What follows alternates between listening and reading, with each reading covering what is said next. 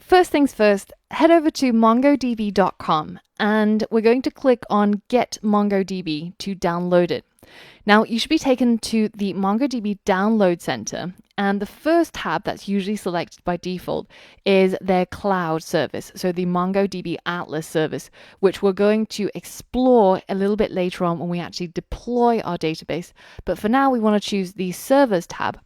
And down here, you should have your Windows version already pre-selected, and we're going to select the current version of MongoDB. Now, it's really important that you change this package from zip to MSI, because this is going to download a installation wizard and it'll make everything a lot easier for us going forwards. So once you're done here, then just go ahead and click download.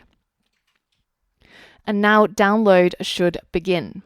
Now, once download has completed, you should be able to head into your downloads folder and see this installation wizard. It's going to be called something like MongoDB something.msi. And this is going to be your installer. And so now, if you double click on it, it will launch the installation wizard. And all you have to do is click Next, and then we're going to accept the terms of the license, and then we're going to choose the complete installation, and then you're going to select Run Service as a network service user, and make a note of this directory path that they've created here for you. This is where they're going to install MongoDB. It's going to be under C, Program Files, MongoDB/server/4.0. And I recommend keeping to this exact same file path because we'll need it a little bit later on. So keep it the same and keep a note of it, and we're going to come back to it a little bit later on.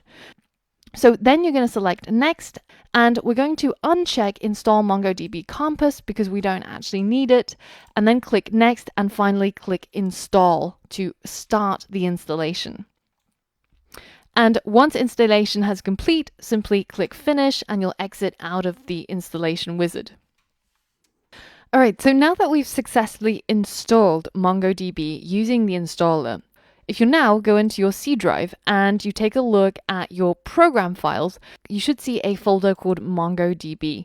And inside there's something called server, and then there's the version of the MongoDB that you installed. And then finally, we get access to our binaries. Now, the next thing I'm going to do is I'm going to set up the data folder where MongoDB will save our databases on our local system. So I want you to go ahead into your C drive. So make sure that up here it says your C drive, and then you're going to create a new folder here, and it's going to be called data. And then inside that data folder, we're going to create a new folder called DB. And just make sure that you've typed everything exactly as I have, which is lowercase data, and then inside data, there's something called DB. And we're going to leave all of that empty. But just check up here to see that you've got exactly the same kind of file path and directories as I have. So inside your C drive, you've got a folder called data. Inside data, you've got something called DB. Now that we've successfully installed MongoDB, we have to get it set up so that we can use it easily through the hyperterminal. And in order to do that, we first have to check something. So if you head into your Explorer and just go into your C drive and then scroll down until you see Program Files, double click on that, and we're going to scroll down until we find MongoDB. Here it is, and then we're going to go inside that folder and then inside the folder called server. So now you should see a folder with a version number, and this corresponds to the rough version of your MongoDB, and this says 4.0. And we want to be able to set up a shortcut so that we can launch our mongo.exe and our mongod.exe straight from our hyperterminal using bash. And now I want you to open up your hyperterminal and just change directory to your home folder by typing in cd and then adding the tilde sign. And once you've navigated there, I want you to go ahead and create a new file called .bash_profile. And it has to be spelled exactly this way. And then hit enter to create it. And now that should be created. If we do an ls-a, we should be able to see it in our list of files here. And there it is, .bash_profile. So this is a hidden file that we've created, which is going to tell our hyperterminal that when it starts up And when we want to access Mongo and MongoD, we have a shortcut for it. So now that we've created that file, now we're going to edit it using Vim. So to do that, we're going to type Vim, and then we're going to specify the file that we want to edit, which was bash_profile. So now if you hit enter, this will now open up that file using the Vim text editor, which is a command line based text editor. Now, there's a lot of memes around the Vim editor, and it's because it's not a graphical user interface. So there aren't any buttons to click on, and it's a little bit more complex to get to grips with. But I'm going to quickly show you how you can use it in a very simple way. So firstly, in order to start actually be able to type anything in the Vim editor, we're going to hit the I key, so I for indigo, on your keyboard, and that will initiate the insert mode. And now you can actually start typing stuff into this editor. And you can either type this out, although it's kind of error prone. So I would recommend that you head over to the written installations for MongoDB for Windows. And there's a link to this in the course resources for this module. And I just want you to scroll down to this part where you see there's this alias MongoD, alias Mongo, and a file path that we've specified. And I just want you to go ahead and copy both of those two lines and then paste it into Vim. So you can either use the shortcut or you can simply just navigate to it from this little menu icon at the top. Now, the thing you have to change here is we saw earlier on what was the version that you saw under C Program Files MongoDB Server. And for me, it's 4.0. Now, if you're installing this at some point in the future, that might read 4.1 or 5.0. I just want you to change this part of the code to whatever it is you see there, so that they match, because this has to be an entire file path that leads to mongo.exe and mongodb.exe.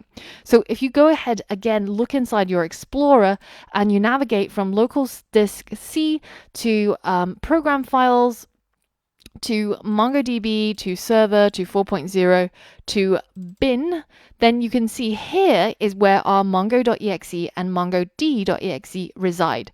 So this file path is going to lead to those files, and we're creating simply an alias that makes it easier for us to work with it inside our hyper terminal.